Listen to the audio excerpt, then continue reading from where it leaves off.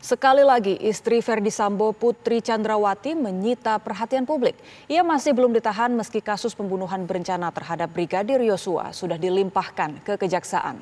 Berbeda jauh dengan seorang narapidana perempuan di Surabaya, Jawa Timur yang melahirkan di lingkungan rutan lalu mengasuh bayinya di dalam sel di sana.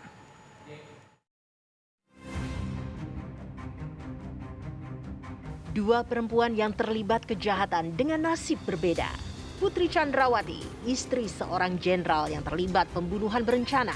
Lalu ada Afita, seorang warga biasa yang terjerat kasus penipuan 700 karton minyak goreng.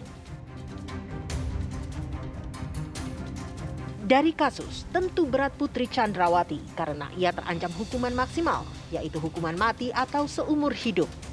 Sedangkan Afita divonis kurungan 12 bulan yang akan ia selesaikan pada 17 April mendatang. Afita dikurung di Rutan Perempuan Surabaya dalam kondisi hamil anak kelima pada 27 Juli. Walau hukumannya kurang dari 5 tahun penjara dan dalam kondisi hamil, Afita tetap harus menjalani hukuman yang dijatuhkan hakim. Tapi lihatlah Putri Chandrawati, meski ia melakukan pelanggaran hukum berat, ia berusaha sekuat tenaga untuk tidak ditahan.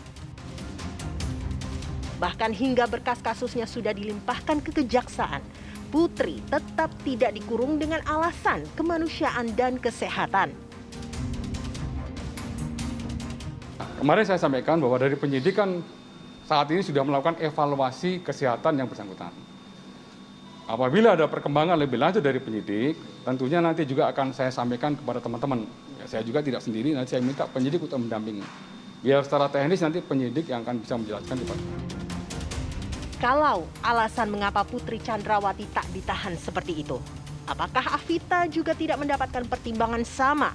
Terlebih Afita jelas-jelas sedang hamil dan siap melahirkan.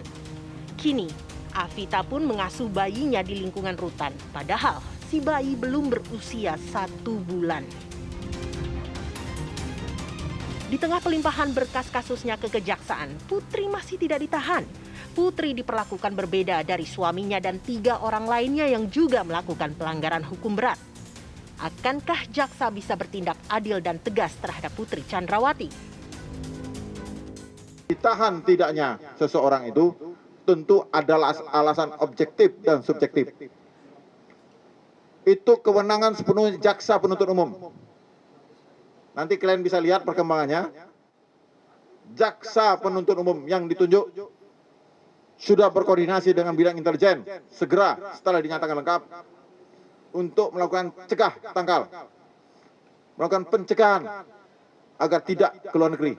Ini jaksa penuntut umum mengambil langkah itu supaya mengantisipasi terjadi pelarian ke luar negeri. Afita yang divonis 12 bulan kurungan dalam kasus penipuan jual beli 700 karton minyak goreng saja mampu menjalani hukumannya meski harus melahirkan dalam kondisi jadi napi rutan dan kini mengasuh bayinya dalam sel rutan. Apakah Putri Chandrawati tak bisa menjalani tahanan apalagi ia terlibat kasus kejahatan berat? Apakah hukum memang tajam ke bawah namun tumpul ke atas? Tim TV One mengabarkan.